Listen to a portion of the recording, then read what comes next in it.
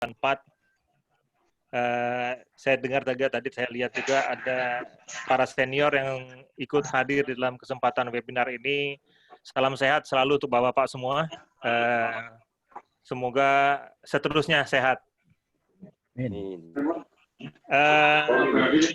Judul yang dahsyat tentunya dibawakan oleh pemateri yang dahsyat juga, dan mudah-mudahan kita yang mendengarkan nantinya juga dahsyat dalam mengaplikasikan masukan-masukan yang kita dapatkan dari webinar ini. Saya rasa webinar ini juga merupakan bagian daripada Society 5.0 yang nanti mungkin akan dijelaskan oleh Abang Da kita. Sedikit saya mau menyampaikan mengenai Inalum. Saat ini Inalum masih tetap mempertahankan excellence di bidang produksinya dengan mempertahankan kapasitas produksi 250 sampai 260 ribu ton per tahun. Di samping itu kita juga membuat suatu bisnis plan ke depan di mana kita akan melakukan ekspansi, baik berupa ekspansi smelter aluminium maupun ke hulunya, yaitu berusaha untuk bisa mendirikan pabrik alumina maupun CPC yang merupakan bagian terbesar daripada bahan baku yang diperlukan di dalam proses smelter ini. Prinsip saya, sekali layar terkembang, pantang surut ke tepian. Jadi teman-teman saya ajak untuk sama-sama berpikir yang sama, ya, karena layar kita sudah kembangkan, itu sudah disetujui oleh pemegang saham, dan sekarang ini bagaimana kita menjalankan bahteranya tersebut.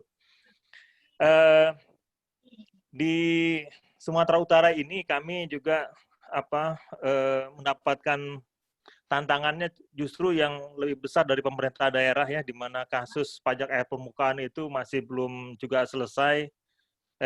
Kemudian ada lagi mengenai pajak penerangan jalan, yang mana penggunaan listrik di proses peleburan kita itu dihitung juga sebagai pajak gitu. Itu kan aneh juga. Kalau itu harusnya listrik yang digunakan untuk peleburan harusnya bahan baku, itu bukannya listrik penerangan. Ini juga agak aneh.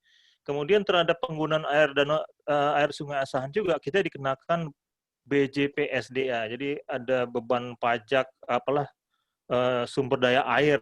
Untuk satu itu berpuluh-puluh miliar juga itu. Mungkin dalam kesempatan ini, ya, ini hanya sekedar ini Pak, pelaporan kepada para senior mengenai apa yang terjadi di Inalum. Namun demikian Pak, Bapak-Bapak sekalian, kita masih bisa berproduksi tahun lalu itu 242 ribu ton, dan kita masih bisa menghasilkan keuntungan yang cukup baik. Dan saya juga mengapresiasi apa yang dilakukan oleh teman-teman SPSI yang merelakan sebagian daripada rezekinya. Ini kita sama-sama peduli terhadap lingkungan dengan membantu sesuai dengan kemampuan yang ada kepada teman-teman ataupun lingkungan yang membutuhkan. Izin saya menyampaikan Pak, dari dalam kepemimpinan saya ini, saya membuat 5 kebijakan pokok, yaitu yang pertama, bagaimana Inalum itu bisa menjadi cost leadership, kemudian meningkatkan produktivitas sudah pasti, mengoptimalisasi daripada aset-asetnya, kemudian juga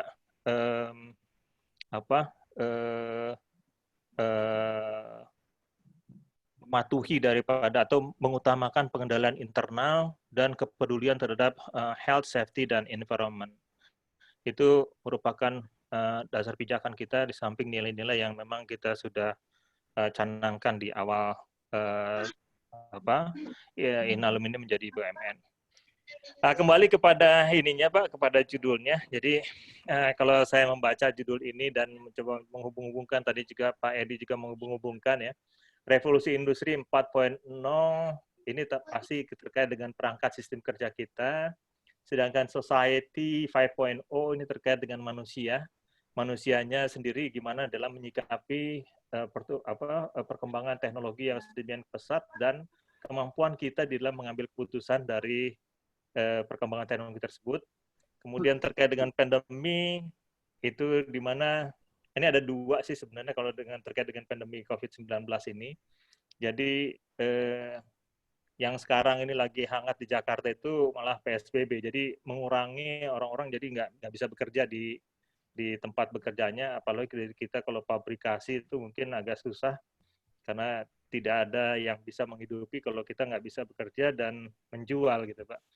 Nah ini memang suatu judul yang sangat menantang untuk bagaimana kita bisa menyikapi hal ini sehingga kita masih bisa mempertahankan keberlangsungan kita sebagai karyawan Inalum maupun para stakeholder yang memang bergantung dari Inalum. Menurut saya mungkin hanya kreativitas dan inovasi yang baik yang bisa menangkap kebutuhan masyarakat pada saat ini dan isu pendukungnya yang akan hidup. Di sisi kita sendiri tentunya ya kita harus siap dengan perubahan dan bagaimana kita menyikapi semua ini atau mampukah kita berubah atau malah kita punah. Nah inilah kita dengar dan saksikan nanti Bang Dan kita Pak Asnan. Dan sebagai penutup saya mengucapkan sekali lagi terima kasih sebesar-besarnya kepada Bang Hasrul Hasan atas sharingnya dan kepemimpinan para pimpinan Serikat Pekerja Inalum, Bapak Ibu, para senior dan Bapak Ibu sekalian yang mengikuti acara ini.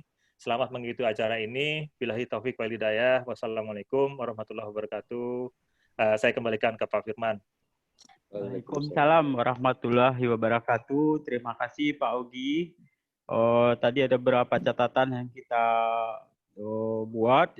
Di antaranya kita harus terus berinovasi dan harus siap terhadap perubahan. Walaupun sekarang di tengah COVID-19 ini, bisnis perusahaan harus tetap berjalan sesuai dengan program jangka panjang yang telah ditetapkan. Baiklah Bapak Ibu yang kami hormati, tadi telah kita sama dengar keynote speech dari Pak Ogi. Mari kita mulai acara inti yaitu penyampaian materi webinar kita di siang hari yang berbahagia ini oleh Pak Haji Hasrul Hasan, yaitu sebelumnya saya akan sampaikan dulu biodata narasumber. Mungkin kepada tim admin bisa ditampilkan biodata narasumber. Baiklah, saya bacakan. Bapak Insinyur Haji Hasrul Hasan MM, mantan ketua SPSI Pabrik Peleburan PT Inalum tahun 91 sampai 94. Jadi Pak Hasrul juga merupakan ketua SP. Kemudian beliau direktur bisnis di PT Inalum tahun 2004 sampai 2009. Lahir di Medan 24 Juli 1955. Ada yang menarik dari narasi biodata beliau yaitu tentang visi dan misi beliau. Yaitu visinya bahagia dunia, bahagia akhirat. Sedangkan misi beliau adalah ibadah ikhlas dan ikhtiar cerdas. Yang kedua, aplikasi sabar dan syukur. Yang ketiga, bermanfaat buat orang banyak.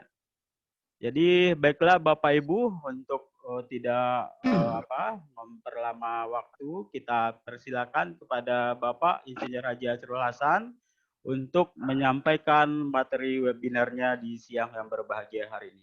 Sebelumnya, untuk Bapak Ibu yang akan bertanya, mohon nanti ditulis di chat.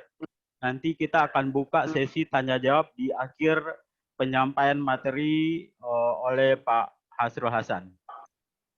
Judulnya. Baik, udah bisa ya? Udah boleh ya? Assalamualaikum warahmatullahi wabarakatuh. Semangat pagi, salam sejahtera dan salam sehat untuk kita semua. Asyhadu an la ilaha illallah wahdahu la syarikalah wa asyhadu anna Muhammadan abduhu wa rasuluh. Pertama-tama dan yang paling utama, marilah kita panjatkan puji syukur kehadirat Allah, Tuhan yang Esa, yang telah begitu banyak memberi nikmat kepada kita, di antaranya nikmat sehat, nikmat selamat, nikmat waktu, kesempatan, sehingga alhamdulillah kita bisa berkumpul pada siang berbahagia ini. Sebelumnya saya ingin menyampaikan ucapan dan penghargaan yang setinggi-tingginya. Pertama kepada Mas Ogi, Direktur Pelaksana Inalum, yang telah sudi hadir bersama-sama kita. Saya betul-betul merasa tersanjung dan merasa dihargai. Berikutnya juga dengan adik-adik SPSI, pengurus lengkap, dan juga dengan komisaris. Dan berikutnya lagi, nah ini juga merupakan hal yang sangat mengharukan bagi saya. Ternyata juga dihadiri oleh sahabat-sahabat, alumni Inalum. Ini banyak senior, adinda, dan bahkan juga ada beberapa dari sahabat-sahabat komunitas. Di antaranya mungkin hadir di sini. Kami kebetulan ada namanya, maaf ya, ini biar agak jangan terlalu serius. Ada komunitas KGI, Komunitas Gundul Indonesia, ini hadir. Dan alhamdulillah dideklarasikan itu pada Februari 2020 di Bandara Soekarno-Hatta, Terminal 2. Inisiatornya itu 3, 1 dari Semarang, 1 dari Surabaya, dan 1 dari Medan. Dan alhamdulillah sekarang ini berkembang, ada yang dari Bandung, ada juga dari Banyuwangi, dan juga ada dari Jakarta. Jadi siapa yang siap bergabung, nah itu apa? Adalah pria-pria yang berpikiran positif dengan ciri-ciri gundul. Gundul itu adalah maknanya apa? Gagah, unggul, dermawan, necis, dan ulet serta luas. Itulah gundul. Ini untuk intermezzo aja. Terima kasih. Adinda, Kakanda, Mas Ogi yang dirahmati Allah. Yang dahsyat ini sebenarnya judulnya. Dan yang lebih dahsyat lagi adalah inisiator yang memberikan judul ini. Kira-kira 3 bulan yang lalu, saya dihubungi oleh Adinda Firman Usman, Sekjen SPSI. Bang, kami rindu dengan abang ini, ingin mendengar motivasi abang. Nah ini kan ada, abang dulu selalu menyatakan change or die, change or perish, berubah atau mati, berubah atau punah. Nah ini kita lihat ada 3 peristiwa dahsyat yang membuat kita ini berubah. Jadi tolonglah bang, itulah asal muasalnya. Jadi sebenarnya saya yang memberikan ini biasa-biasa aja, nggak hebat. Cuman kebetulan judulnya aja ya bang. Baiklah, untuk tidak memperpanjang kalam, saya mulai saja. Ya. Nah, struktur presentasi yang ingin saya sampaikan adalah ada pendahuluan, masalah, analisis dan solusi, kesimpulan dan referensi. Perubahan merupakan satu keniscayaan, merupakan hukum dasar alam semesta yang terjadi secara terus-menerus hingga akhir zaman. Perubahan demikian cepat dan berlangsung tanpa henti. Hari ini canggih, esok udah kuno. Demikian yang disampaikan oleh Alvin Toffler, futurolog, autor Amerika dalam bukunya The Bestseller The Third Way. Nah, dalam beberapa tahun terakhir ini terjadi 3 peristiwa dahsyat yang amat luar biasa pengaruhnya terhadap semua lini tata kehidupan manusia, sehingga mau tidak mau, siap tidak siap, kita harus berubah. Apa itu? Sama-sama kita ketahui seperti yang disampaikan oleh Mas Ogi tadi, ada revolusi industri 4.0, ada masyarakat atau society 5.0, ada pandemi COVID. Nah, revolusi industri 4.0 diperkenalkan ke publik itu pada tahun 2011 oleh sekelompok wakil bidang, ada dari bisnis, ada politik dan akademisi, untuk selanjutnya pemerintah federal Jerman mengadopsi gagasan ini di dalam strategi teknologi tinggi untuk tahun 2020. Bergulir terus hingga awal tahun 2018.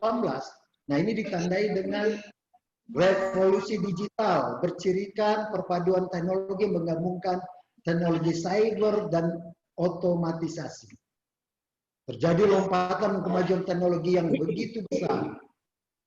Berbagai bidang, khususnya apa yang kita kenal sekarang ini ada namanya kecerdasan buatan, artificial intelligence, robot, blockchain, teknologi nano, komputer kuantum, bioteknologi, Internet of Things, percetakan 3 dimensi, dan kendaraan tanpa awak. Nah, lompatan ini juga terjadi di sektor industri. Teknologi informasi komunikasi dimanfaatkan sepenuhnya tidak hanya dalam proses produksi, tapi di seluruh rantai nilai industri. Konsekuensinya, melahirkan model bisnis baru berbasis digital guna mencapai efisiensi tinggi dan kualitas produk yang lebih baik. Sebenarnya, ada pemikiran di balik ini semua, yaitu untuk menciptakan jaringan sosial, di mana mesin dapat berkomunikasi satu sama lain, itulah yang disebut dengan Internet of Things, dan juga dengan orang, itulah yang disebut dengan Internet of People. Nah, ini kita lihat sejarah ya, mulai dari revolusi 1.0, 2.0, 3.0, dan 4.0. Lanjut. Nah, berbicara tentang masyarakat atau society 5.0 sebelumnya. Ya. Masyarakat 5.0 ini dikenal publik sejak tanggal 23 Januari 2019 ketika Perdana Menteri Shinzo Abe menjelaskan sebagai visi baru Jepang di dalam pertemuan tahunan Forum Ekonomi Dunia di Davos, Swiss. Merupakan solusi atas revolusi industri 4.0 yang ditakutkan akan mendegenerasi umat manusia. Tujuannya apa? Untuk mewujudkan masyarakat di mana manusia di dalamnya benar-benar dapat menikmati hidup dan merasa nyaman. Prinsip utamanya adalah masyarakat berpusat pada manusia. Menyeimbangkan kemajuan ekonomi dan masalah sosial melalui sistem yang terintegrasi antara ruang cyber dan ruang fisik. Jadi, konsep ini memungkinkan kita untuk menggunakan iptek berbasis modern. Itulah yang dikatakan tadi seperti artificial intelligence, robot, big data untuk melayani kebutuhan manusia. Perbedaannya dengan revolusi industri hanya terletak dari peran manusianya. Masyarakat 5.0 lebih memfokuskan mengandalkan manusialah sebagai komponen utama. Sedangkan revolusi industri itu kecerdasan buatanlah sebagai konten utama. Nah, selain itu juga masyarakat 5.0 ini merupakan jawaban dari tantangan yang sedang dihadapi Jepang. Akibatnya menurunnya populasi yang membuat penduduk usia produktif menjadi berkurang.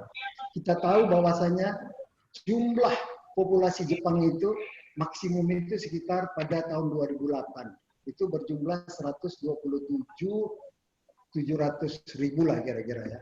Nah, ketika itu porsi lanjut usia itu sekitar 22%. Nah, saat ini apa yang terjadi? Populasi bertambah kurang, populasinya berkurang. Nah, sementara porsi lanjut usia itu bertambah. Kalau kita lihat juga di Jepang saat ini, dari setiap 100 penduduk ada 160 lowongan kerja. Artinya apa? Antara supply dan demand itu nggak balance. Kenapa lebih banyak permintaan daripada yang tersedia? Karena dengan usia yang sudah lanjut nggak cocok lagi untuk melaksanakan pekerjaan itu. Sementara yang usia muda udah nggak mau lagi kerja seperti itu. Mungkin Bang Setiawan masih tahu itu, masih semua yang ada 3K itu ya, Kitanai, Kicu, dan Pik ya. Jadi nggak mau. Nah, terus ya. Nah,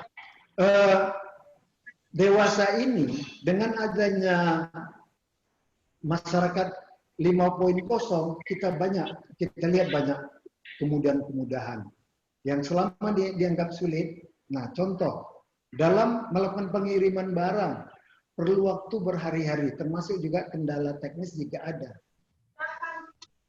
Saat ini untuk mempercepat itu digunakanlah drone sebagai alat bantu manusia. Nah, ini apa? Didukung oleh Internet of Things, robot, juga kecerdasan buatan. Nah, kita lihat drone ini dapat mempercepat pengiriman barang sehingga waktu yang diperlukan jauh lebih singkat. Nah, ini juga termasuk pengiriman bantuan bencana alam jika medannya sulit dijangkau. Jadi dengan drone aja deh. Nah, kemudahan lain juga di bidang kesehatan juga kita lihat. Nah, memungkinkan kita ini untuk mengetahui bagaimana kondisi kita saat ini. Bisa secara remote kita bisa kontrol bagaimana kondisi kesehatan kita. Sehingga kita tidak perlu cemas bagaimana detak jantung, tensi, dan sebagainya. Nah, juga kalau kita lihat di bidang operasional rumah tangga, ini contohnya ada rumah cerdas saat ini. Alarm, kalau dulu alarm itu kan hanya untuk membangunkan kita, tapi kalau saat ini alarm ini bisa memastikan apakah kita sudah benar-benar bangun atau tidak. Nah, juga ketika rumah sedang ditinggali pergi, kecerdasan buatan ini juga dapat membuat sistem keamanan yang jauh lebih modern dari CCTV, sehingga rumah kita tinggalkan akan jauh lebih aman. Aja deh. Saat ini masih banyak orang yang memperdebatkan konsep revolusi industri 4.0 dan masyarakat 5.0. Namun, bukan berarti kedua konsep tersebut merugikan. Hanya saja tergantung bagaimana kita menyikapinya. Sebagian orang berpendapat bahwa masyarakat 5.0 ini lebih baik karena dianggap lebih humanis dibandingkan dengan revolusi industri 4.0. Nah, bagaimana penerapannya di Indonesia? Cepat atau lambat, konsep ini pasti akan diterapkan di sini. Negeri kita sesungguhnya membutuhkan teknologi yang lebih baik demi mencegah kesenjangan sosial dan masalah ekonomi yang semakin tajam. Kita tidak tahu apakah akan bergantung pada kedua konsep tersebut di kemudian hari. Namun yang jelas, mau tidak mau, siap tidak siap, konsep tersebut pasti mempengaruhi seluruh kehidupan masyarakat Indonesia. Nah, ini kita lihat perkembangan masyarakat society dari 1.0, 2.0, 3.0 sampai 5.0. Nanti mungkin bapak-bapak bisa lihat di slide yang akan nanti kami bagi.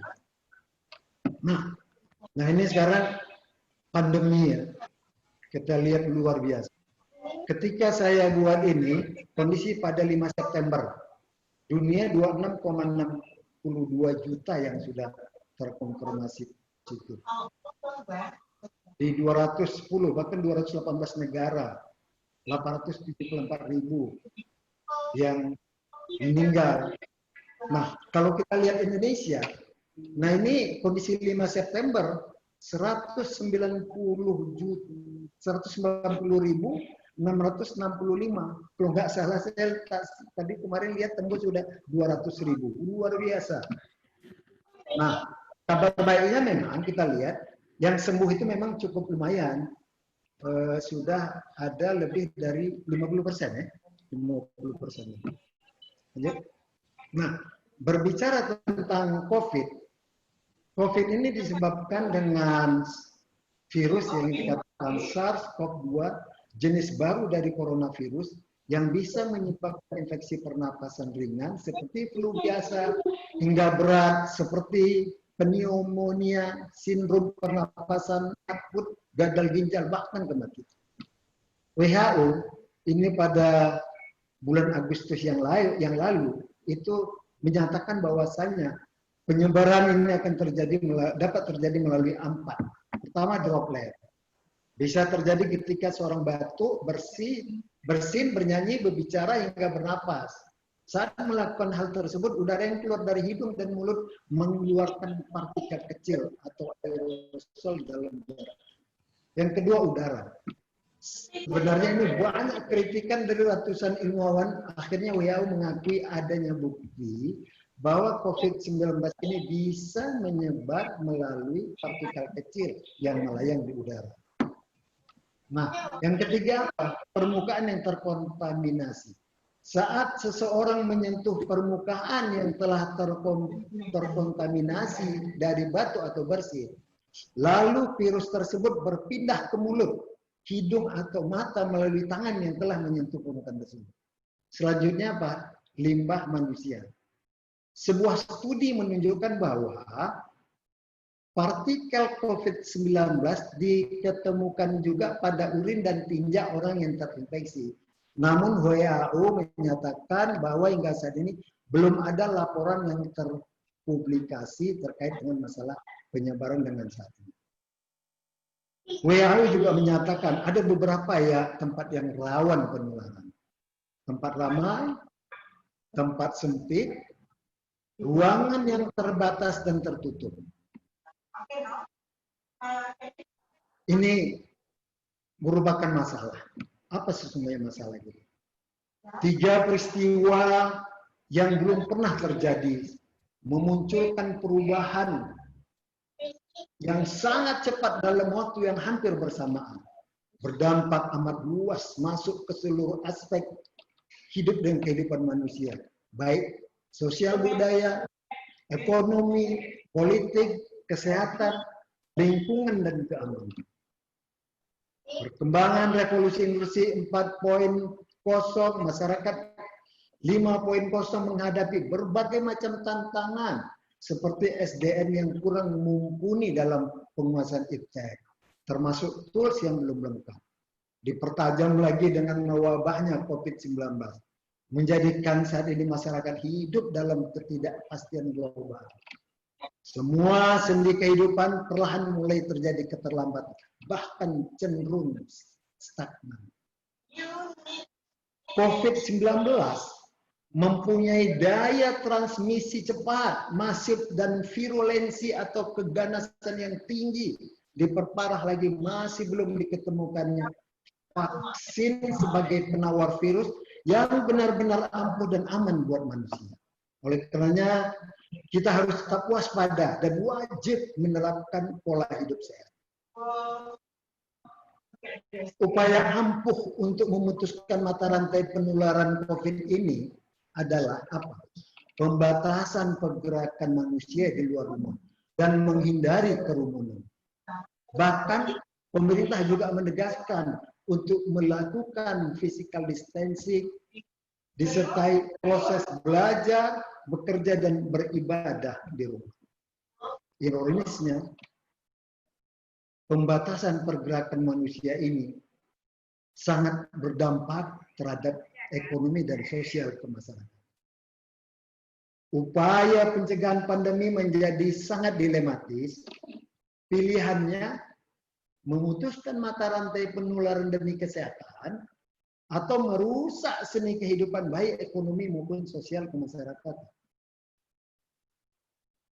Perubahan-perubahan besar yang tengah berlangsung ini harus benar-benar kita sikapi dengan pemikiran tindakan yang inovatif.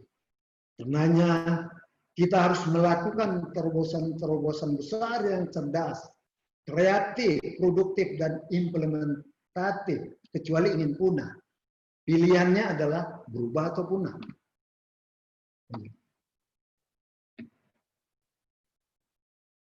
Ini kita coba menganalisis dan memberikan solusi.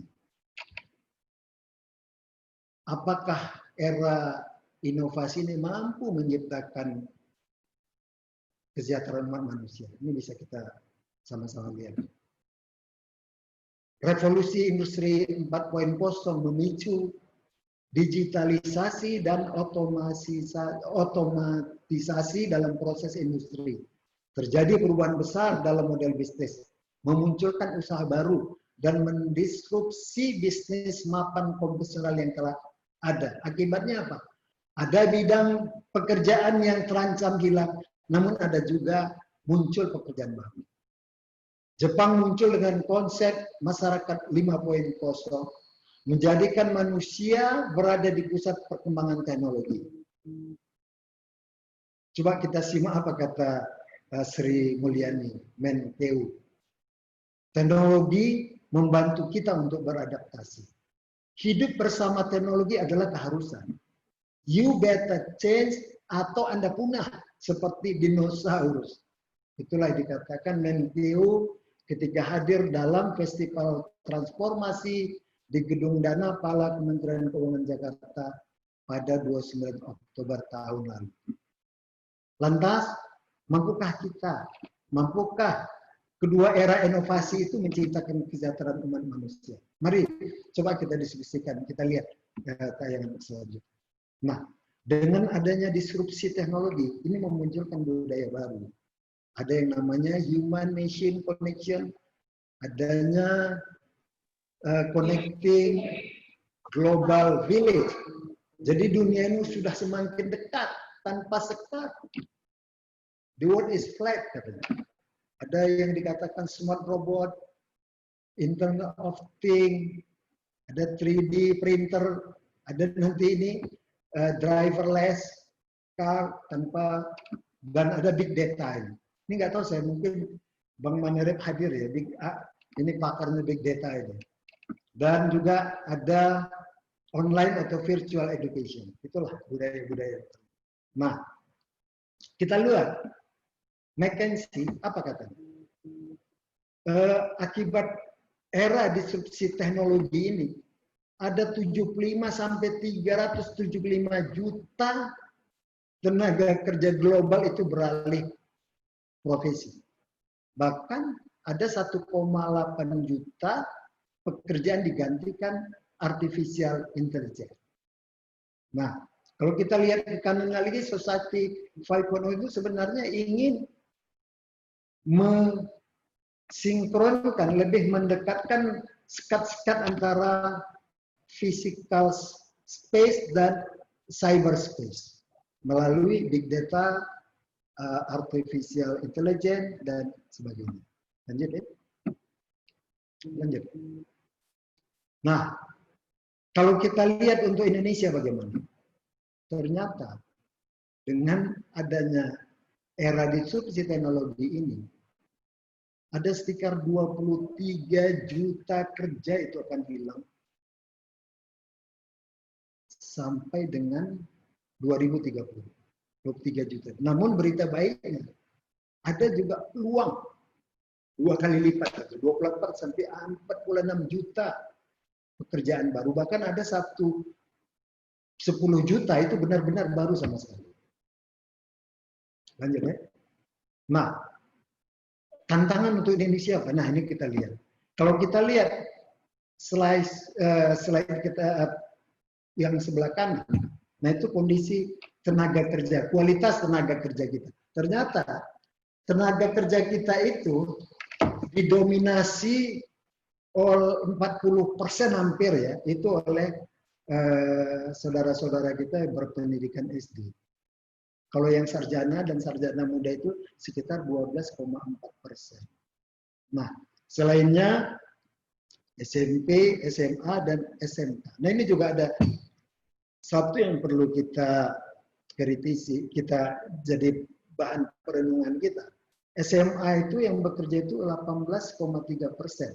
SMK itu hanya 11,7%. Padahal SMK itu kan sebenarnya diperuntukkan untuk orang-orang yang langsung bekerja. Malah ternyata yang bekerja itu porsi SMA-nya lebih banyak. Nah, kenapa? Nah, coba kalau kita lihat dari grafik yang sebelah kiri. Nah, pengangguran kita cukup banyak itu 5,67%. Nah, ternyata kalau sarjana muda itu dominan itu 5,99 tambah 5,62 itu hampir 12% itu, malah dominan. Nah, kalau kita lihat antara SMA dan SMK, nah ternyata pengangguran itu lebih tinggi SMK gitu. Nah, ini penganggurannya memang tinggi dan penyerapannya pun di kanan juga rendah. Nah, ini juga perlu perenungan kita semua. Kenapa ini bisa? Nah, perubahan-perubahan yang terjadi tersebut akan sangat mempengaruhi tata kehidupan manusia. Oleh karenanya, kita harus dan wajib melakukan adaptasi terhadap perubahan, kecuali ingin punah. Pilihannya adalah berubah atau punah. Jadi, nah, mengapa dino bisa punah?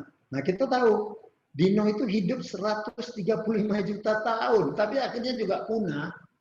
Kenapa? Ya kata kuncinya karena tidak bisa mengadaptasi. Padahal dinosaurus ini adalah binatang yang terbesar, paling kuat, tapi akhirnya juga punah. Lanjut.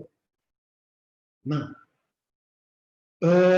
kita lihat saat ini ya, contoh adaptasi akibat disrupsi tadi itu.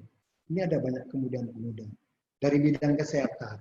Nah, kita tahu selama ini bahwasanya data-data kesehatan kita itu terdistribusi hanya ada di rumah sakit di mana kita berada. Dan terkadang juga bagian-bagian penyakit kita, apakah bagian jantung, mata, ginjal, itu pun masih terpisah-pisah. Tapi dengan adanya teknologi digital itu bisa kita satu padukan sehingga ini memudahkan terutama untuk kita apa ya, yang usia lansia yang bisa nggak usah perlu lagi ke rumah sakit, ini muncul ada telemedicine. Oke, ini contoh di bidang kesehatan. Lanjut. Nah, di bidang infrastruktur, dengan pembangunan infrastruktur yang begitu luar biasa, apa yang terjadi? Pengembangan pembangunan infrastruktur tidak diimbangi dengan keterampilan tenaga ahli.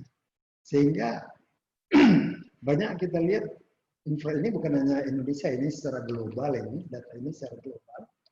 Nah, banyak infrastruktur yang tiba-tiba trouble itu nggak bisa terdeteksi.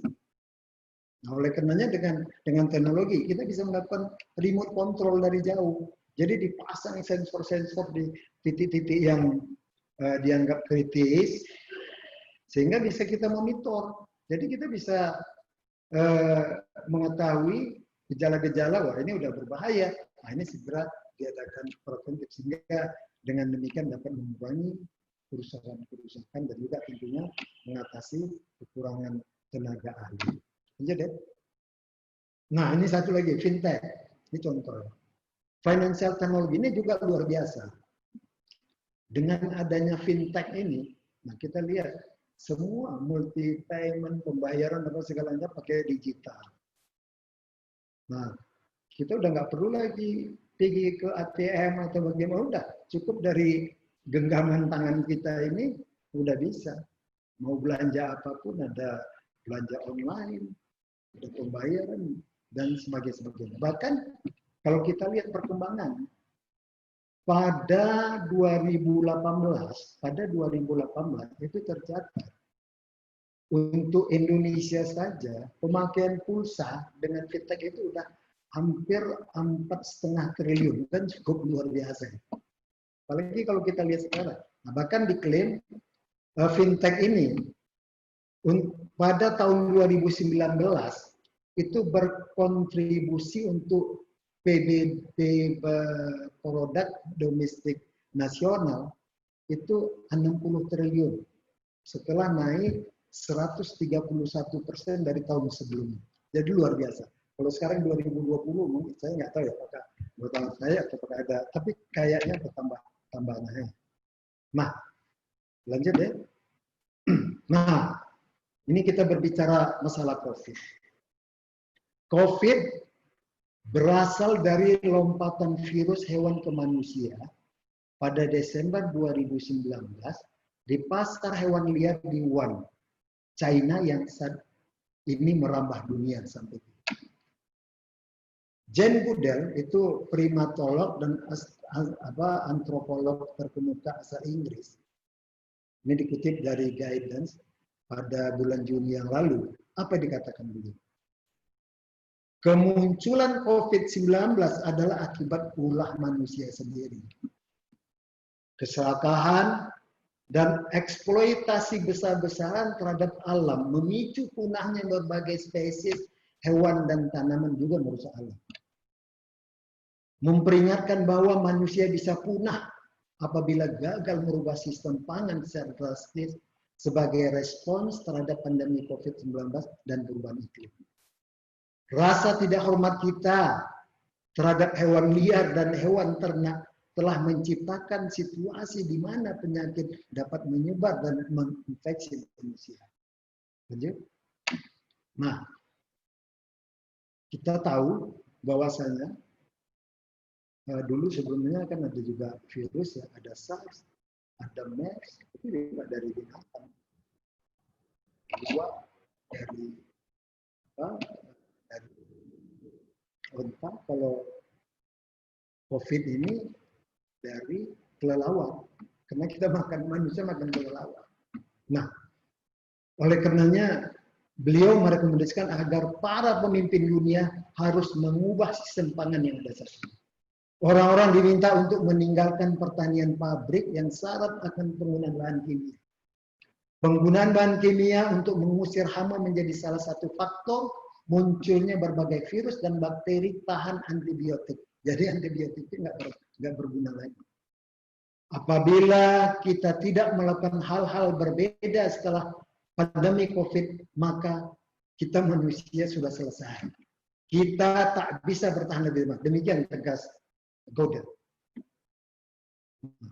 Goodall yang juga dikenal sebagai pakar simpasi dan mantan juru kampanye konservasi dunia mengatakan konsumerisme, perang, dan kemiskinan juga punya andil besar dalam memperparah situasi dunia saat ini. Kemiskinan membuat orang-orang tak memiliki pilihan lain dalam urusan konsumsi. Orang miskin akan memilih makanan termurah, kendati produksinya merugikan alam lantaran tak punya banyak pilihan untuk bertani. Perang juga turut memicu kehancuran alam lebih cepat. Perang masih berkecamuk. Termasuk konsumerisme yang pada prakteknya terus mendorong produsen membuat produk dengan mengorbankan lingkungan. Solusi terhadap perubahan yang terjadi akibat dampak COVID-19 yaitu harus melakukan tatanan hidup baru new normal yang ternyata juga berdampak di dalam kegiatan perkantoran pabrik kita seperti yang disampaikan Mas Ogi. Nah, kalau kita lihat di dalam operasional pabrik apa kira-kira dampak negatifnya? Terbatasnya mobilitas pekerja akibat adanya pembatasan sosial di beberapa daerah dan penutupan akses bandara. Terbatasnya ketersediaan tenaga kerja ahli karena keengganan mereka untuk melakukan perjalanan keluar dari daerah asal. Berkurangnya hari-hari kerja efektif karena harus menjalani masa karantina mandiri selama 14 hari. Beberapa pabrikan untuk fabrikasi peralatan pabrik mengalami penutupan dan pengurangan aktivitas baik di luar maupun di dalam negeri. Proses pengiriman barang atau material produksi juga terjadi hambatan, terjadi kendala, baik di pelabuhan maupun transportasi darat. Nah, namun berita baiknya, selain dampak negatif, ternyata punya dampak positif. Pertama, memacu adopsi teknologi yang sangat cepat sekali, jauh lebih cepat dari sebelumnya munculnya pandemi tersebut. teknologi telah hadir menjadi solusi dan memberikan efisiensi. Nah, mempercepat terjadinya otomatisasi global secara luas di semua lini akibat dari upaya meminimalisir interaksi antar manusia. Memberikan perubahan yang besar, mulai hiburan digital, transaksi digital, bisnis berbasis digital, sebagai upaya mengurangi kerumunan manusia. Ruang kelas virtual dan layanan kesehatan telemedicine mengalami lonjakan yang sangat besar. Jaga jarak sosial mendorong banyak perusahaan menggunakan video conference dalam koordinasi dan menjalankan roda organisasi. Kalau Inalu mungkin dari dulu ya. Penerapan tata kehidupan baru juga berdampak cukup signifikan terhadap para pekerja. Seluruh aktivitas yang mereka lakukan di dalam maupun di luar kantor akan mengalami perubahan.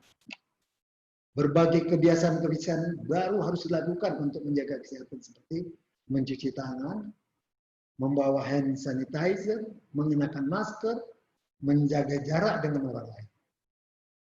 Para karyawan juga akan mengalami berbagai perubahan dalam sisi aktivitas operasional mereka.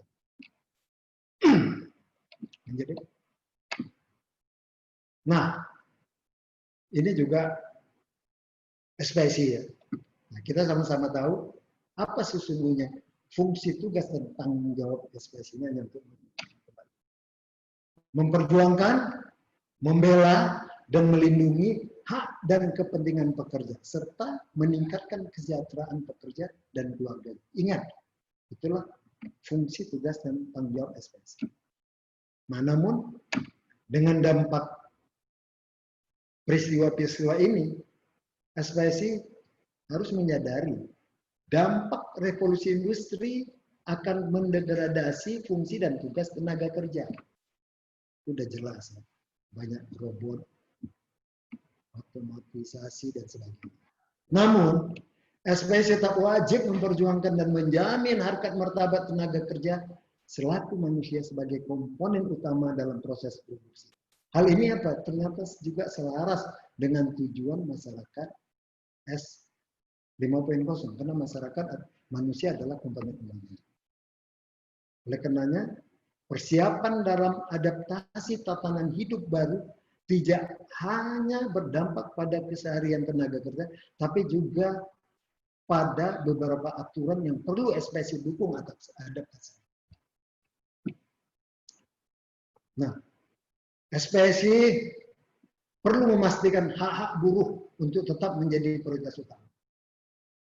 SPSI perlu merangkum permintaan yang berkaitan dengan kesehatan seperti penyediaan jaminan kesehatan tambahan, penyediaan masker, sarung tangan dan hand sanitizer, tambahan gizi dan nutrisi buat peningkatan imunitas, dan lain sebagainya. Dan saya yakin Mas Ogi pasti sudah lebih dari ini disiapkan.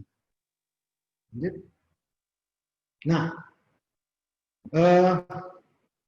kalau kita lihat hingga saat ini ada 3 karakter COVID yang menjadikan sulit kita untuk mengatasi, baik upaya penanggulangan maupun pencegahannya.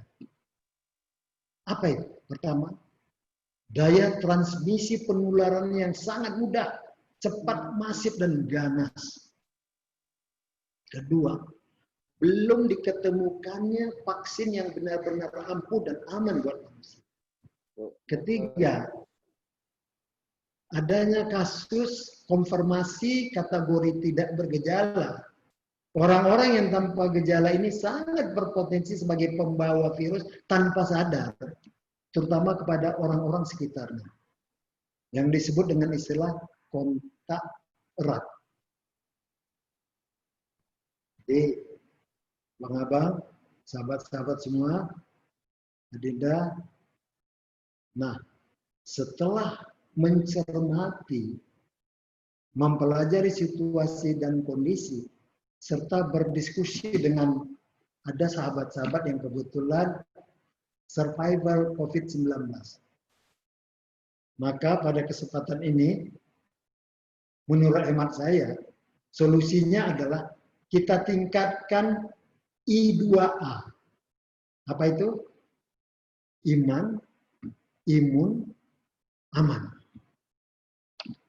Nah, iman sebagai umat yang beragama, kita wajib dan yakin, seyakin-yakin bahwa Allah Tuhan Yang Maha Esa, satu-satunya tempat kita meminta pertolongan.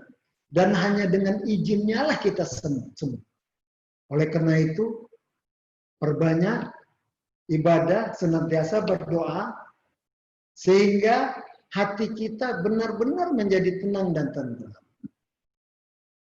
Nah, bukankah Ibnu Sina, Bapak kedokteran modern, mengatakan bahwa ketenangan adalah separuh obat. Kepanikan adalah separuh penyakit. Dan kesabaran adalah awal kesembuhan. Nah, imun. Virus sesungguhnya merusak tubuh ketika daya tahan imunitas kita itu lebih lemah daripada serangan virus. Semakin kuat imunitas tubuh, semakin terhindar kita dari COVID. Oleh karenanya, menurut pakar-pakar kesehatan, di sini ada Adinda Dr. Atardin, sistem imun tubuh yang kuat dapat melindungi diri dari berbagai penyakit. Oleh karenanya, wajib melakukan hal-hal berikut. Konsumsi gizi seimbang, perbanyak makan sayur dan buah. Sayur, buah, sabu-sabu. Olahraga rutin, istirahat yang cukup, konsumsi suplemen penunjang seperti vitamin C, B3, B5, B6, dan E. Pengelolaan stres yang baik. Karena kalau kita stres, itu jelas akan mengurangi imunitas tubuh. Ya. Aman. Apa itu aman? Tindakan tidak aman yang kita lakukan berpotensi untuk tertular maupun menularkan virus. Melakukan tindakan aman adalah suatu keharusan, sehingga mata rantai penyebaran virus tersebut terputus dan daya tularnya pupus. Tindakan aman itu apa? Wajib melakukan protokol kesehatan dianjurkan oleh pemerintah. Harus secara ketat, konsisten dan disiplin. Pakai M3, pakai masker, sarung tangan, jaga jarak. Nah, memang ini akan merusak rasanya sosial kemasyarakatan kita. Ya kita kan dianjurkan ya untuk senyum, untuk jumpa, ternyata dengan pakai masker udah nggak nampak lagi senyum. Kita harus berjabat tangan, ternyata tidak bisa berjabat tangan lagi. Nah, sebenarnya kita harus sadar, kita sampaikan bahwasanya aku ini tidak berjabat tangan bukan mau memutuskan silaturahmi, tapi ingin memutuskan mata rantai penyebaran virus. Nah, itu yang harus senantiasa kita sadar. Oleh karenanya diharapkan, mari tindakan aman ini kita lakukan secara ketat, konsisten, dan disiplin. Nah, di dalam manajemen perubahan dikenal konsep belajar dan berubah adalah sinonim. Change and learn are synonymous. Apa maknanya? Jika terjadi perubahan, agar kita tidak tergilas dan punah, maka perlu benar-benar belajar dan belajar. Guna untuk menganalisis kenapa perubahan itu terjadi. Apa akar penyebabnya? Bagaimana dampaknya? Dan sekaligus mendapatkan solusi adaptasi yang tepat. Demikian juga sebaliknya. Jika kita telah belajar dan mengetahui bahwa sesuatu itu baik dan benar, maka kita harus berubah dan berubah. Dan itu akan tercermin dari tindakan yang kita lakukan, harus sesuai dengan apa yang kita pelajari dari proses pembelajaran yang telah kita terima tersebut. Contoh, kita belajar bahwasanya virus itu dapat menular dari orang bersin masuk ke sampai ke mulut, hidung maupun mata kita. Solusinya apa? Harus jaga jarak, harus diisolasi mulut dan hidung itu pakai masker. Nah, kita udah belajar, makanya harus tindakan kita juga harus tercermin dari situ. Atau dengan kata lain, belajar dan berubah adalah merupakan satu kesatuan, seperti dua sisi mata uang yang tidak bisa dipisah. Era disrupsi teknologi ini memang diciptakan untuk memudahkan manusia dan memenuhi segala kebutuhan hidup. Namun, hal tersebut juga akan menimbulkan permasalahan baru yang akan merugikan manusia itu sendiri. Apa itu? Permasalahan tersebut berpotensi menjadikan manusia bertindak tanduk seperti berikut. Menjadi lebih materialisme, konsumerisme, individualisme, dan hedonisme. Kenapa? Karena semuanya bisa gampang. Dengan adanya era disrupsi yang mendekatkan physical space dengan virtual space, itu bisa mendekatkan. Sehingga apapun gampang. Dari rumah mau apapun bisa. Mau berlanja, mau beli apa segala macam. Mau ya mau zakat ya mau beli apa namanya narkoba dan sebagainya, itu gampang. Nah, untuk ini solusi yang sangat tepat apa? Bagi umat yang beragama adalah kembali menyeimbangkan kehidupan dunia dan akhirat. Jadi dengan menyeimbangkan kehidupan dunia dan akhirat, insya Allah kita akan selamat. Ya. Nah, jadi kesimpulannya dari apa yang saya paparkan tadi ada 5. Pertama, perubahan merupakan sesuatu keniscayaan yang terjadi demikian cepat, terus-menerus tanpa henti. Mau tidak mau, siap tidak siap, kita pasti mengalami. 2, pilihannya itu hanya ada 2. Melakukan adaptasi terhadap perubahan tersebut atau punah. Sesuai dengan konsep berubah atau punah. Yang ketiga, solusi daripada adaptasi menghadapi perubahan tersebut itu adalah konsep change and learn are synonymous. Berubah dan belajar adalah sinonim. Jadi harus kita berubah, kita belajar. Begitu kita belajar, kita harus berubah. Berikutnya, yang keempat, agar kita sebagai umat beragama, biar tetap betul-betul ketenangan, kesenangan yang didapat itu adalah ketenangan yang hakiki. Dunia kita seimbangkan kehidupan dunia dan akhirat. Yang kelima, khusus untuk pandemi COVID-19. Mari kita tingkatkan iman, imun, dan aman. Nah, inilah yang bisa saya sampaikan. Mudah-mudahan ada manfaatnya. Mohon maaf yang saya sampaikan ternyata tidak sedahsyat seperti judulnya. Jadi mohon maaf, demikianlah memang kekurangan saya. Kekurangan saya karena persiapan ini pun juga dilakukan sejak Adinda Firman Usman. Bang, cobalah buat motivasi bang, berubah atau mati, berubah atau punah. Nah, makanya saya cobalah belajar dalam 2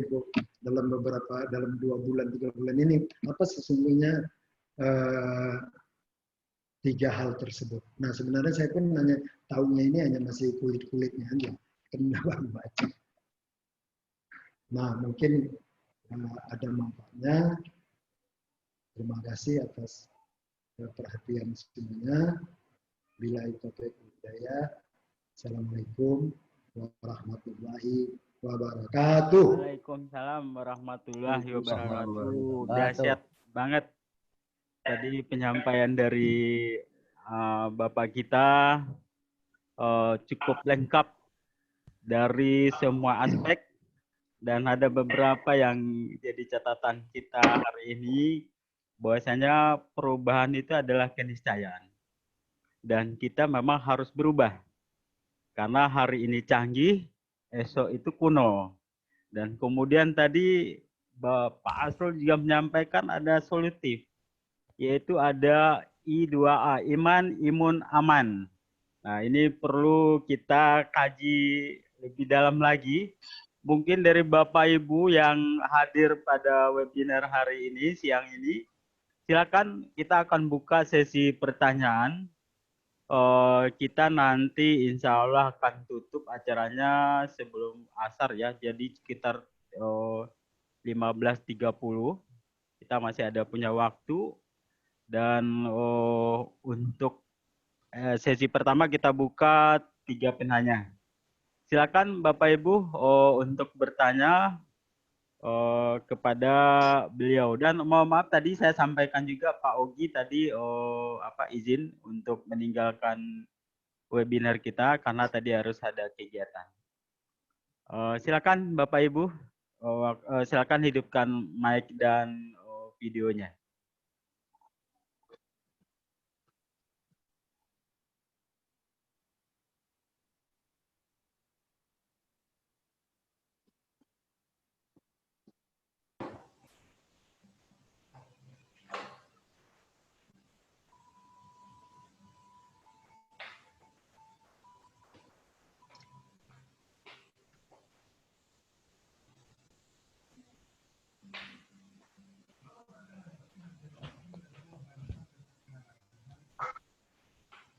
Assalamualaikum warahmatullahi wabarakatuh. Mohon izin. Silakan Pak. Dilanjut Pak Nur Abadi. Nur. Ya, betul. Siap Pak, siap Pak. Boleh langsung bicara? Ya Pak, silakan Pak, silakan. Oke. Terima kasih untuk Abangda Hasrul Hasan. Sepertinya presentasinya bagus sekali. Terima kasih, sangat bermanfaat untuk kita. Kami yang dulu di Inalum, sepertinya Ceng Orda ini sudah nggak asing lagi. Jadi sekali lagi sangat menginspirasi, mengingat kembali. Hanya saja saya ingin mengingatkan bahwa Ceng Orda ini ada sesuatu kata-kata mutiaranya. Kalau tadi Pak Ketua SPSI tadi Pak Edi Pak Edi Mugiono Pak. Pak siapa yang Edi Mugiono Pak. Pak Edi Mugiono tadi menyampaikan Ceng Orda itu identik dengan keep moving dan keep changing. Nah, jadi sebetulnya ada kata-kata mutiara dari Ceng Orda ini adalah to improve is to change, to be perfect is to change often. Jadi ini semuanya dapat disimpulkan solusinya adalah continual improvement. Jadi itu aja. Sekali lagi saya sangat berterima kasih kepada Abang Hasrul Hasan karena pencerahannya hari ini yang sangat bermanfaat. Terima kasih. Assalamualaikum warahmatullahi wabarakatuh. Waalaikumsalam warahmatullahi wabarakatuh. Terima kasih Pak Nur Abadi. Silakan Pak.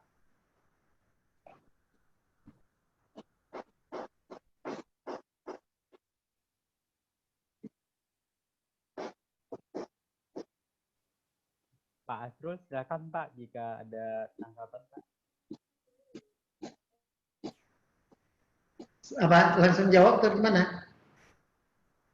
Atau gimana Dinda Firman? Iya Pak, silakan Pak, ada tanggapan, silakan ditanggapi. Ini alhamdulillah, terima kasih banyak Mas Nur. Beliau hanya mempertegas, memperkuat. Kita harus senantiasa hari ini harus lebih baik dari hari kemarin. Hari esok harus lebih baik dari hari ini. Itu mungkin ya. Terus secara terus menerus itu perbaikan-perbaikan dilakukan. Mungkin demikian ya. Makasih. Betul. Mas Nur. Betul Pak. Sip. Ini mungkin ada kita lihat senior saya ini, guru saya sekaligus sparring partner Bang Setiawan. Ini perlu kita dengar ini bagaimana kesan pesan beliau ini. Karena terus terang materi saya ini pun sebelum disampaikan sudah saya diskusikan dengan beliau ini. Jadi ada beberapa poin yang dimasukkannya. Jadi kalau seandainya dianggap cukup bagus presentasi kita ini, kita harus terima kasih ke Bang Setiawan, bukan saya. Mungkin Bang Setiawan bisa memberikan tanggapan. Gimana dengan izin dari moderator Adinda Firman?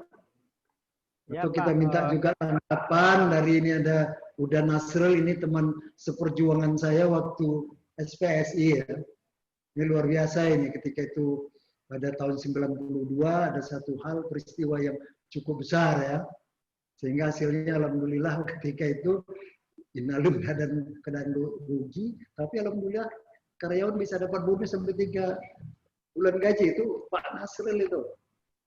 Nah, ini nggak tahu saya Bang Laisi Jabat ikut nggak hadir ini.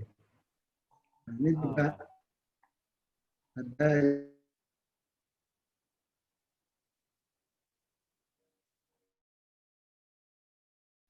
ini juga mantan ketua ini ya. Nah, ini juga mungkin bisa kasih tanggapan-tanggapannya. Ya, Bang, mantap Bang. Lanjut. Adinda Firman, silakan. Oke, siap Pak.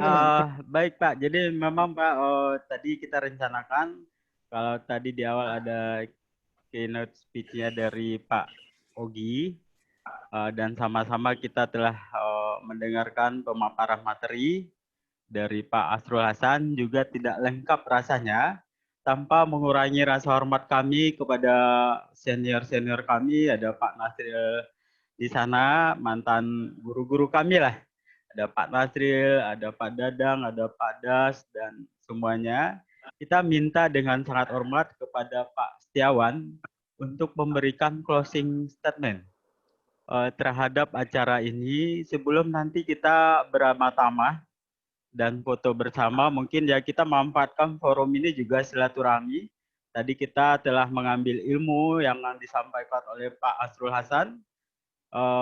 Dan kita lanjut nanti mungkin silaturahmi dan foto bersama.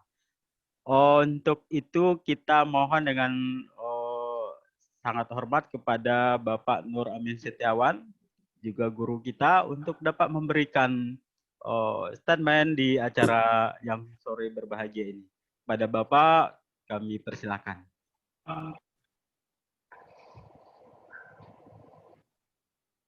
Bismillahirrahmanirrahim.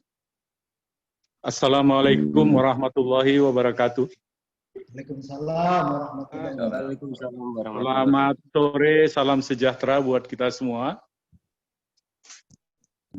Pertama, marilah kita panjatkan puji syukur kehadirat Tuhan Allah yang Maha Esa atas karunia-Nya sehingga kita dapat bertemu dalam acara yang begitu indah pada sore hari ini. Tentunya saya ingin menyampaikan salam hormat dan salam kangen dengan teman-teman para senior. Kemudian salam buat SPSI yang tetap eksis. Dan alhamdulillah saya dulu merupakan perintis dari SPSI di Inalum dari awal. Dan saya lihat perkembangannya cukup bagus. Ini suatu hal yang sangat membanggakan dan menyenangkan hati, menyejukkan bagi saya. Dan tentunya kepada Adinda Asrul Hasan yang tetap aktif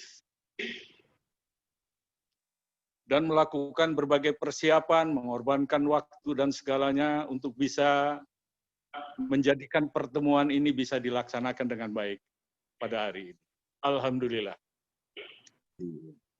Saya sebenarnya ada beberapa hal yang ingin saya sampaikan. Kebetulan Pak Ogi juga sudah tidak di tempat. Namun demikian saya tetap akan sampaikan beberapa hal khusus untuk Pak Ogi dan seluruh jajarannya sebagai nakhoda dari PT Inalum saat ini. Saya masih teringat dengan masa waktu ada reuni Inalum. Beliau, para direksi, dan Pak Ogi juga menyampaikan bahwa memberikan ucapan terima kasih kepada para senior kami ini yang telah membangun fondasi sehingga Inalum bisa terus berkembang.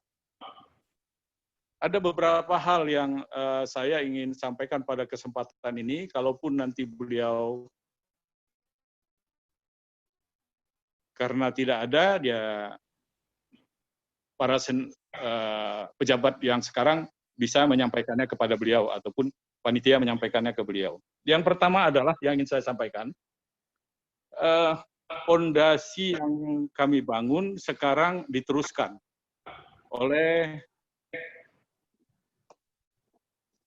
karyawan Inalum dan seluruh jajaran direksi yang ada. Tentunya kami mengharapkan bahwa fondasi yang ada itu bisa dimanfaatkan semaksimal mungkin, sehingga bangunan untuk pengembangan selanjutnya itu bisa berjalan lebih lancar, lebih baik. Saya tidak bicarakan detail, tetapi salah satunya adalah membangun karakter SDM yang ada di Inalum. Kita bangunlah Inalum itu dengan SDM yang mempunyai leadership yang bagus, mempunyai kreativitas yang bagus, sebab no creativity, no future. Itulah yang perlu dibangun. Nah, itu bisa terbangun, kreativitas dan lainnya itu, kalau ada rasa kemerdekaan di dalam menjalankan tugasnya. Tanpa ada rasa kemerdekaan untuk melakukan, creativity jangan diharapkan bisa jalan. Kemudian karakter di situ yang sudah dibangun adalah disiplinnya sudah bagus masa yang lalu saya kira. Kemudian kita bangun sekarang kemampuannya, capability-nya, credibility-nya, dan integrity-nya masing-masing kepada seluruh karyawan, sehingga dengan demikian program-program yang sudah dicanangkan itu dapat berjalan sesuai dengan yang direncanakan. Selanjutnya, tentunya kami sebagai para senior ingin melihat dan mendengar bahwa Inalum makin hari makin baik. Dan perubahan-perubahan itu berjalan lebih cepat. Karena yang kekal di dunia ini hanya perubahan. Kalau tadi perubahan suatu keniscayaan, kata Adinda Hasrul, perlu disadari bahwa perubahan itulah yang kekal di dunia ini. Dan kita para senior berharap dan mendoakan agar bangunan Inalum di atas fondasi yang sudah ada ini lebih besar, lebih indah, dan tentunya lebih harum namanya. Untuk bisa bermanfaat bagi masyarakat. Jadi Inalum besar, Inalum makin indah, Inalum makin harum, tetapi masyarakat sekelilingnya juga ikut menikmati. Itulah harapan kami kepada manajemen yang ada sekarang. Yang selanjutnya adalah, yang kedua, saya ingin menyampaikan apresiasi dan terima kasih yang sebesar-besarnya kepada SPSI yang makin berkembang dan berkembang terus, makin maju. Tetapi prinsip-prinsip SPSI tadi, seperti yang disampaikan oleh Adinda Hasrul Hasan, itu tetap dipegang teguh. Karena Anda-Anda yang ada di SPSI itu mengemban amanah. Dan amanah itu akan dipertanggungjawabkan dimanapun, baik di sini maupun nanti.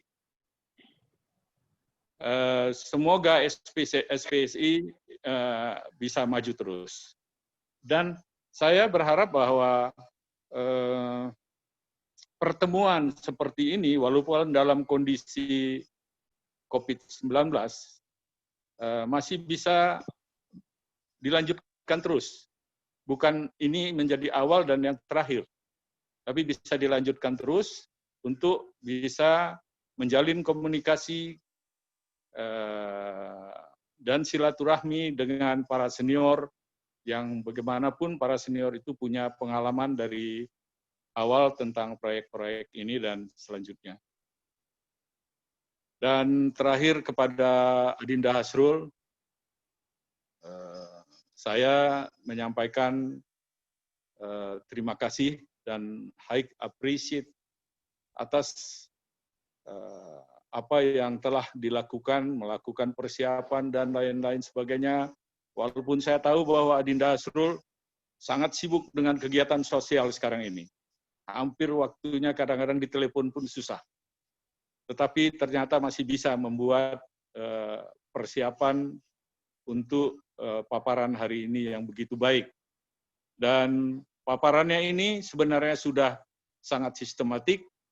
Dan yang kedua, saya yakin bahwa ini workable, bisa diterapkan apa yang disampaikan oleh Adinda Hasrul tadi. Di mana itu tergantung kepada kita semua. Karena perubahan itu bisa terjadi kalau ada kemauan, ada kemampuan, dan ada keberanian untuk melakukannya. Ini penting, saya kira. Jadi kita bicara change or die, change or perish. Perubahan itu keniscayaan, yang kekal itu adalah perubahan, tapi kalau nggak ada kemauan, nggak ada kemampuan, dan nggak ada keberanian, tidak bisa. Tiga hal ini salah satu tidak ada, tidak akan terjadi perubahan itu. Itulah yang ingin saya sampaikan, semoga adik-adik yang di Inalum makin maju, makin baik. Jangan lupa juga, kalau kita sudah merasa baik, jangan lupa kepada lingkungan kita. Yang kedua, kepada teman-teman senior, terima kasih. Kita bisa ketemu pada sore hari ini. Semoga pertemuan ini mendapat ridho dari Allah Subhanahu wa Ta'ala. Kepada Adinda Hasrul, semoga bisa mengeluarkan atau membuat paparan-paparan lain yang lebih mengarah lebih detail lagi. Sekian mungkin dari saya. Billahi taufiq wal hidayah. Wassalamualaikum warahmatullahi wabarakatuh. Waalaikumsalam warahmatullahi wabarakatuh. Alhamdulillah, sangat membahagiakan kami bersama sebagai pembawa acara. Tidak kurang rasanya kalau kita belum mendengar nih suara dari Bapak kita, Pak Nasril Kamarudin. Dan Pak Dadang. Ya, mungkin Pak, mohon Pak disampaikan Pak sepatah kata buat kita bersama nih Pak, motivasi dan arahan atau yang lainnya Pak. Silakan Pak. Bang Ancon, Pak Dadang kita minta nyanyi lagu masih seperti yang dulu aja Bang.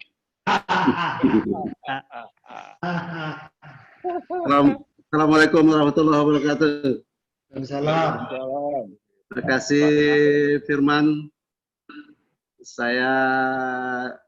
Buat saya ini judulnya ngeri betul. Karena saya memang ceng juga, tapi cengnya ke arah yang lain. Jadi bagaimanapun saya ingin mengucapkan 3 hal. Pertama, terima kasih banyak kepada panitia sehingga kita bisa bersilaturahmi. Saya setuju dengan Pak Setiawan, ini jangan yang pertama untuk terakhir. Mungkin bisa acara yang lebih santai, lain kali kita bisa juga dengan webinar.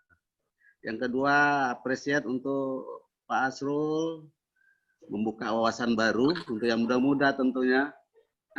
Saya tua yang ngaminkan saja. Bagus tentunya, jadi semangat betul Pak Hasrul. Yang ketiga, pada Bapak yang muda-muda, adik-adik semua, tetap berjuang dengan lebih baik tentunya. Inalum sekarang berada di tangan Anda semua. satu hal, jangan pernah menyesal nanti setelah meninggalkan Inalum. Dulu waktu saya kerja di situ tidak berbuat. Jadi selagi di sana berbuatlah yang terbaik untuk Inalum. Sekian, terima kasih. Wassalamualaikum warahmatullahi wabarakatuh. Sehat semua, teman-teman. Waalaikumsalam warahmatullahi wabarakatuh. Terima kasih Pak. Baiklah Bapak-Bapak, sebelum kita lanjut dengan acara bersilaturahmi. Kang Dadang. Pak Dadang. Oh, Pak Pak Dadang, boleh Pak. Udah Pak Dadang. Ada permintaan nih Pak Dadang. Silakan Pak Dadang. Mungkin kami udah kangen juga dengar suara Pak Dadang. Silakan Pak Dadang.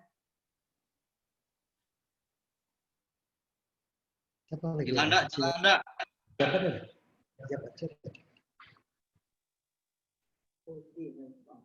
Habis. Pak Dadang. Bentar, Pak.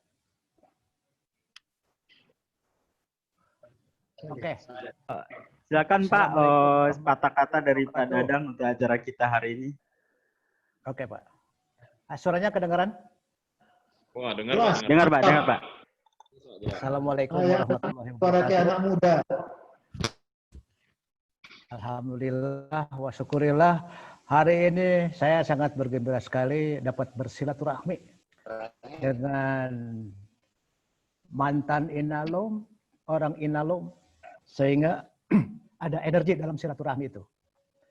Jadi satu, terima kasih kepada SPSI yang telah mengorganisasi daripada webinar ini, juga ke Pak Hasrul, Abang Hasrul Hasan yang telah menyampaikan, juga kepada PT Inalum, yang mana terakhir kita kapan ya waktu bernostalgia ke Inalum itu.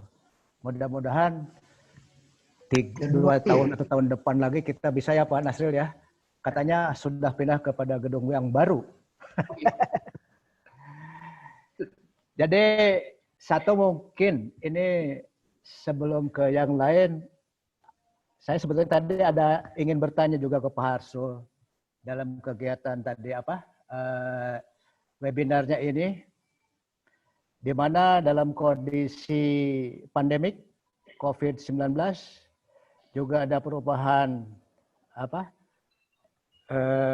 industri 4.0 ataupun society 5.0. Apakah itu ada kaitannya?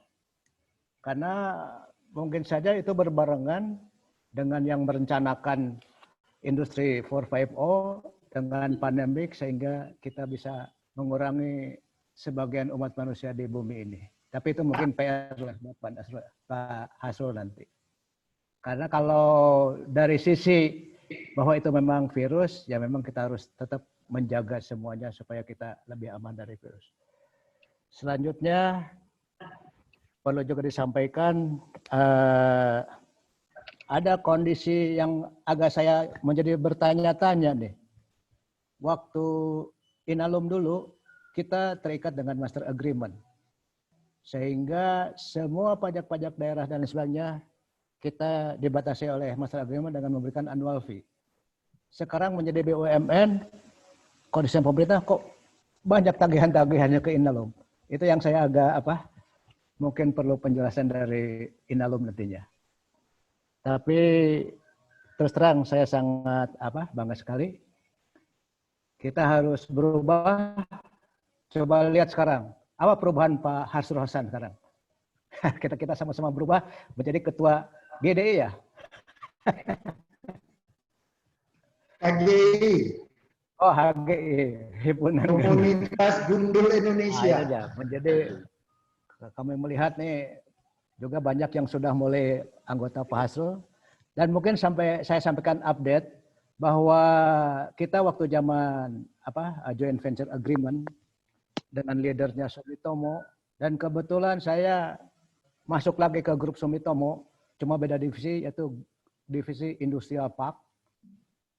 Ternyata budaya Inalum dengan budayanya di Egypt kawasan itu sekarang hampir sama. Dia mengelola sesuai dengan jangkauan yang bisa didapat. Di Indonesia contohnya dia hanya mempunyai 320 hektar, tapi ilmu dari baik dari Inalum maupun dari Egypt dia dibawa ke tempat lain. Sehingga di Vietnam dia mempunyai 3 industrial park. Di Myanmar, terus di India, di Filipina, sama di Thailand. Makanya kelihatannya ilmu yang didapat dari Inalum maupun Egypt dikembangkan. Sayangnya join kita yang di partner lokal di Indonesia tidak bisa mengembangkan. Jadi sekali lagi kepada panitia, Bang Hasul, Pak Narsil, Pak Setiawan, dan Bapak-Bapak, adik-adik lain semua, terima kasih. Silaturahmi membawa energi. Terima kasih. Wassalamualaikum warahmatullahi wabarakatuh. Waalaikumsalam warahmatullahi wabarakatuh. Pak Edi, sepertinya ada PR kita nih Pak Edi dari Pak Dadang. Karena permintaan Pak Dadang tadi, pertanyaan Pak Dadang sepertinya perlu dibahas di sesi webinar berikutnya. Ini kajiannya agak lebih mendalam ya, mengenai pajak, keuangan. Dan untuk Pak Asrul mungkin silakan Pak ditanggapi tadi disampaikan oleh Pak Dadang kaitannya COVID-19 dengan Society 5.0 ini Pak. Apakah ada seperti yang tadi disampaikan Pak? Terima kasih Kang Dadang. Terima kasih, luar biasa. Sama-sama, Pak. Memang ada sebagian berpendapat COVID-19 ini merupakan konspirasi. Jadi kalau kita berkaca dari titik itu, makanya apa yang disampaikan tadi akan berubah lagi. Cuman kalau kita diskusi tentang itu, mungkin 3 hari 3 malam nggak habis. Jadi mungkin itu nanti ada satu kesempatan lain kita akan diskusi panjang lebar itu tentang sama Bang Taufik tuh. Teori konspirasi itu ahlinya itu Bang Taufik. Bang Taufik mungkin ada ya. Ada deh. Bang Taufik. Assalamualaikum Bang Taufik. Itu ahli konspirasi. Ya. Waalaikumsalam. Itu nanti kita untuk sesi berikutnya itu pandemi apakah konspirasi atau bagaimana, itu yang perlu. Mungkin itu tanggapan dari saya, Adinda Firman. Terima kasih. Oke, baiklah Pak Asrul dan Bapak-Bapak, kita mungkin alhamdulillah hari ini kita sudah banyak berdiskusi, mendapatkan ilmu. Mungkin untuk acara terakhir yaitu foto bersama. Sebelum kita sesi silaturahmi, acara bebas maksudnya. Mohon Bapak-Bapak di semua videonya diaktifkan. Saya akan mengambil foto kita bersama untuk dokumentasi kita di panitia. Kita mungkin butuh beberapa waktu ya. Kita ada 3 lembar ini. Ada 68 peserta. Baik, kita mulai yang pertama. Pak Dokter itu, Pak Dokter Akardin belum nampak udah. Oke. Pak Dokter, Pak Dokter. Pak Firman, posisi tangannya Pak, posisi tangannya. Gini apa gini? Boleh Pak.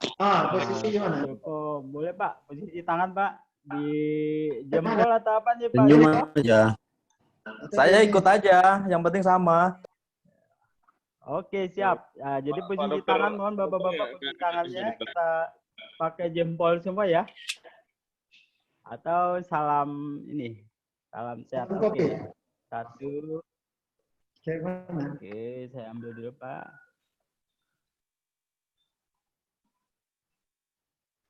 Oke. Gambar pertama, kita buat kedua.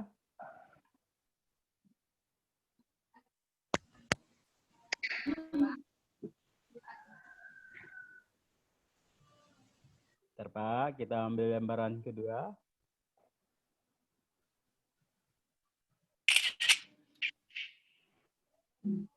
Oke. Kita ambil lembaran ketiga ya Pak ya.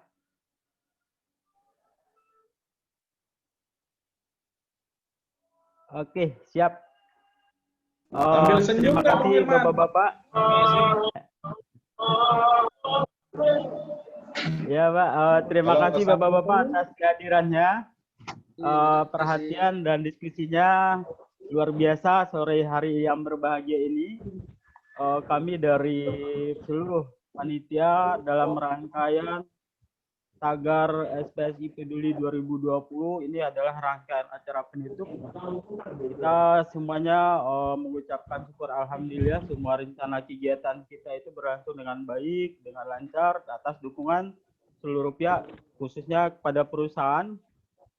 Juga hari ini kita lihat tadi kita telah sama-sama mendengarkan apa yang disampaikan oleh Pak Uki, dan juga sampai hari sore ini ada Pak Ismadi juga di sini. Selamat sore Pak Ismadi, terima kasih atas dukungannya.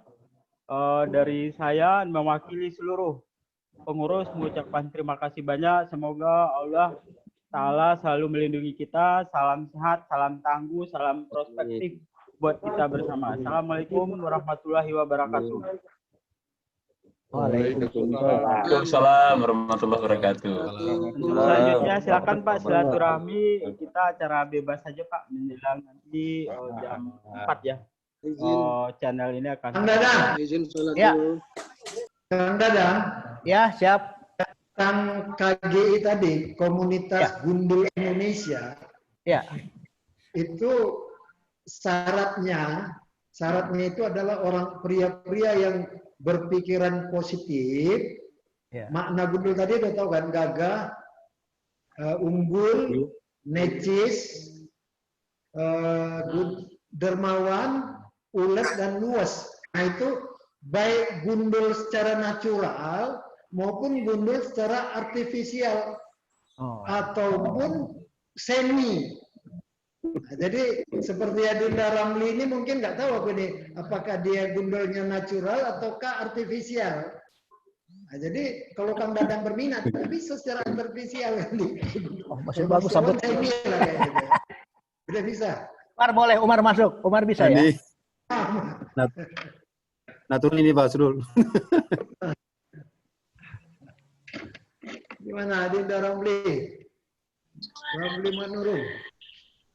Ya, siapa? Nah, bisa gabung kita. Nanti aku kirim lah WA-nya ya. Bisa mendaftar ini. Udah 6 kota.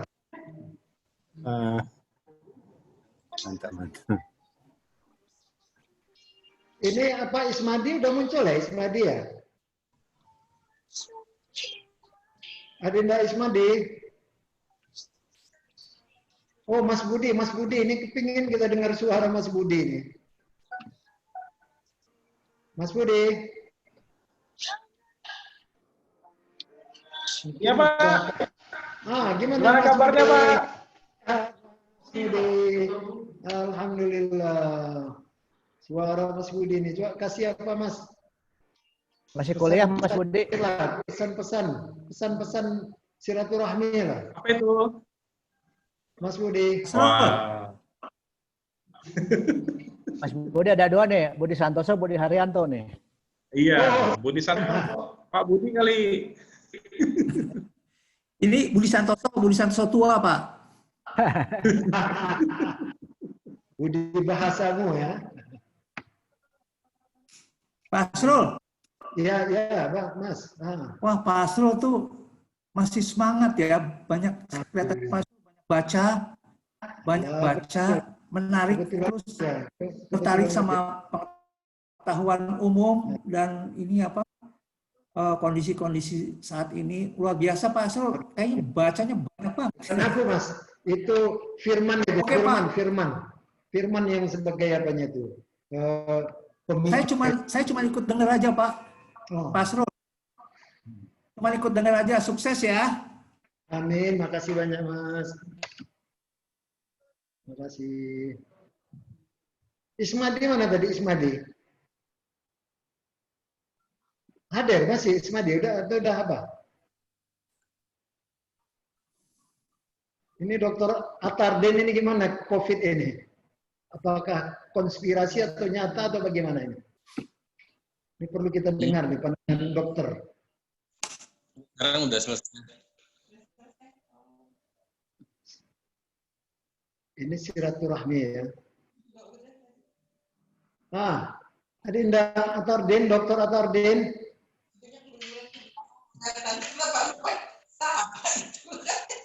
Ibu-ibunya udah nggak pakai jilbab.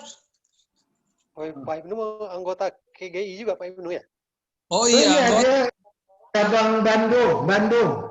Kan ada perwakilan Bandung. Perwakilan Bandung.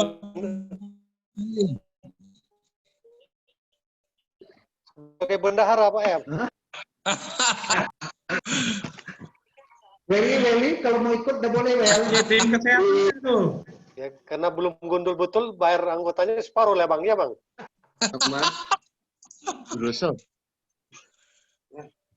Udah bisa itu.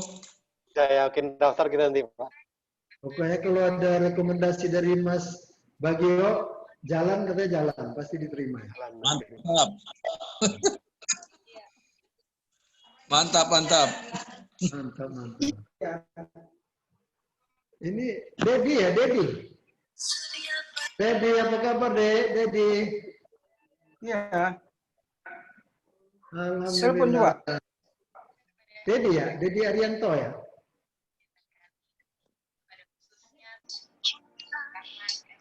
Sehat, Ded. Dedi sehat. Ini Arif Rahman ya. Gimana, Dinda? Arif. Kabar. Arif Rahman. Alhamdulillah sehat, Pak Asrul. Alhamdulillah. Ada Arif Munandar ya. Memang di sini banyak double ya. Mas Pasaran Budi, Pak Arif, Pak. Arif dan Arif. Saya tadi Apa kabar Pak Asrul? Assalamualaikum. Waalaikumsalam warahmatullahi wabarakatuh. Ini Adinda Riki Ya, Gunawan ada ini di suara kabar. belum dengar. Riki. Wih, udah apa ya? Udah asar ya, Adinda Firman. Gimana kita akhiri? Nanti kita lanjut lagi. Iya Pak, jadi udah asar Pak. Baiklah, mungkin kita akhiri aja ya Pak ya. Sesi webinar tadi, webinar yang sudah kita lakukan Pak. Nanti insya Allah nanti kita coba susun acara lagi Pak. Sepertinya kita masih perlu kumpul-kumpul nih Pak. Insya Allah kami akan coba cari topik yang lain dan kita akan berkumpul lagi di webinar berikutnya. Terima kasih atas dukungan Bapak-Bapak, khususnya kepada Pak Hasrul Hasan yang telah memberikan materi di sore hari ini.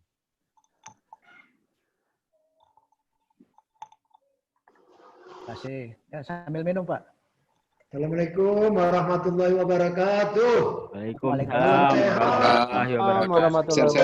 Terima kasih Bapak-Bapak semuanya. Terima kasih. Sehat semuanya. Mardani, ada Mardani ya? Ada Pak. Mardani. Kang Beni. Ya. Kang Beni. Debi. Terima kasih. Mantap. Salam sehat dari Paritohan. Wah, Paritohan hadir ya. Semua ya. Yan Eka apa kabar? Baik. Ya Pak Hasrul. Ada Pak. Arif Wibowo, Arif ya? Oh, Nando. Ini Sehat terus Pak. Jadi Arianto. Ridwan. Alaman, enak kali jumpa semua ini ya. Arif Munanda. Iya Pak. Nah, Kang Abeng, kenapa suaranya nampak ini dari Bandung? Kang Abeng, anak muda Bandung ini. Mardani apa kabar? Mantap kali ya, alhamdulillah. Mas Joko, wah udah tutup. Ini Pak Emil, Pak Hasrul. Oh, mantap nih. Di Paritohan. Ya, aku kalau ingat email ini ingat masalah email aja yang masalah. Mil, ada email masalah, datanglah email kan. Ahli email. Pak Bel, apa kabar Bel? Ini Adinda kapan? Sudah jadi mas ya sejak di webinar ini ya. Mas kapan ya? Udah jadi mas ya? Bang Taufik, mantap nih Bang Taufik. Nanti kita minta Bang Taufik itu untuk konspirasi. Siap, siap. Kan nanti, kadang nanti alumni Inalum aja khusus dibuat juga webinar. Bisa. Ya. Pertemuan silaturahmi kita pakai webinar aja. Iya, bisa. Ya. Dia pala kayaknya perlu nih. Udah ada speakernya Bang Taufik Firdaus. Ngeri itu, mantap loh, mantap. Ya, mantap.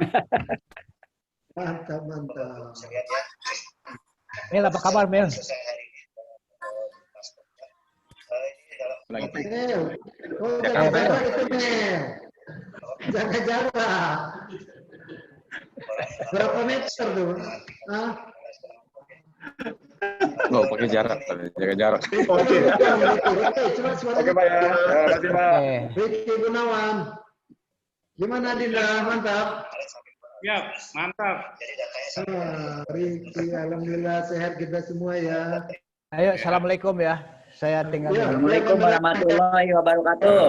Assalamualaikum. Semoga kita tetap sehat, selamat dan berkah ya. Amin, Pak. Makasih. Amin. Makasih. Edwin. Mantap ini ya. Anursa ya. Oh, Mardani. Bang Mardani, apa kabar? Adinda Edi Mugiono, terima kasih ya. Ini luar biasa ini pengurus SPS ini. Kami yang Abang bisa sempatkan waktu, Bang. Alhamdulillah. JP, masih Paritohan ya. Hah? Pak Beni, ada Pak Beni juga. Ismadi, oi, apa kabar? Yes. Nggak dengar suaranya. Fotonya pun hilang-hilang muncul. Maman Surat mana ada ya? Kang Maman ya? Kang Maman. Oh, udah hilang ya. Oke lah ya. Jadi kita akhirilah.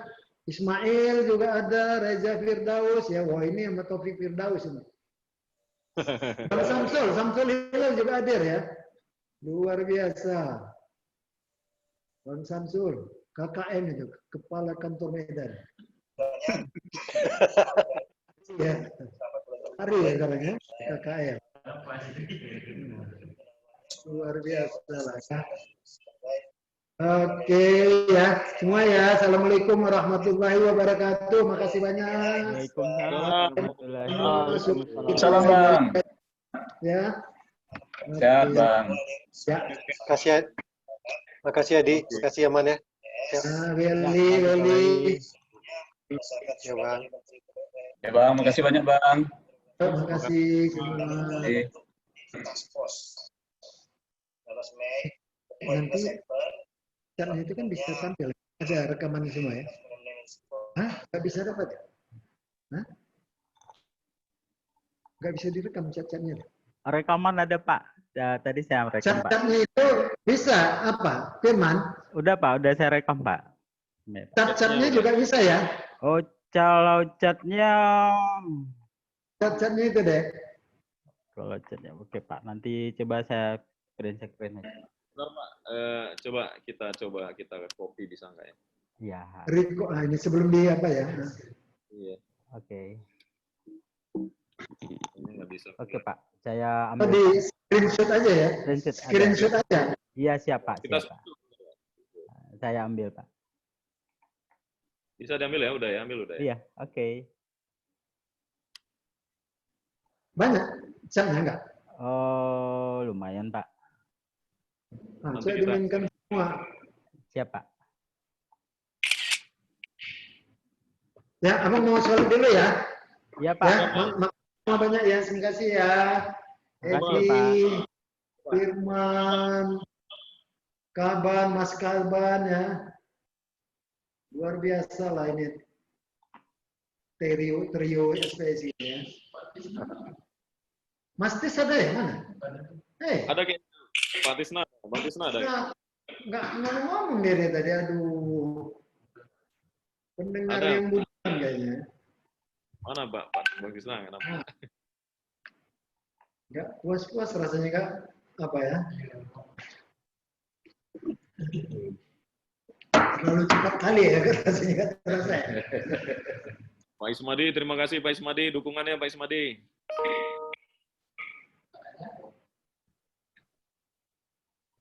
Mungkin dia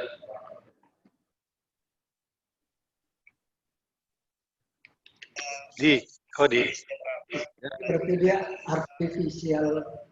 Di foto yang di foto Firman 3 itu di sharing ke grup siap. foto itu mantap tuh Ya, Pak. sharing mantap. Iya, kita share nanti Pak Wel. Siap. Soalnya kita Oke. Nah, kami izin pamit juga. Sholat dulu. ya, sorry ya makanya. Terima kasih Pak Willy ya. Mas Kasban, Mardani, makasih Bang Mar. Saya ada ya, ya. Ya Pak, udah semua saya print script tadi. Oke. Udah ya, mantap. Siap Pak, makasih ya Pak. Nanti mention lagi ya. Iya Pak. Tadi mana ya? Kau bilang Pak, aku sepak nih kau. Mamang. Maaf, ampun. Nah, kita berubah. Ampun. Itu kalau bapak kena sepak. Kalau abang kan lebih akrab, lebih terbuka gitu ya kan Mas Kasban, tengok Mas Kaban ya. Ya. Kalau tadi anda bapak gitu. Kaban ini luar biasa ini Bang. Kaban ini luar biasa ini. Luar biasa Mas Kaban ini. Ya. Aku punya adik juga namanya Kasban. Oh itu juga luar biasa. Dia tahu Kasban itu awalnya itu marbut masjid. Tapi dengan semangat bulat akhirnya sekarang tahu apa? Jadi Letnan 2 Kasban udah dapat S2. Luar biasa lah. Kasban namanya. Saya ikut juga dia. Tapi lagi sedang aku ada acara dia sekarang di Mabes TNI. Nanti ku kenalkan sama Kaban dan Kasban ya. Jadi nanti biar bertambah biasa nanti. Ya, ada ya semua ya. Assalamualaikum. Waalaikumsalam. Salam kita ya. Iya, Pak. Oke, thank you udah, great. Siap. Ada Bang Dani nih. Apa kabar Bang Mardani? Sehat, Bang? Mardani, izin live ya Bang, izin live ya. Ya. Yeah.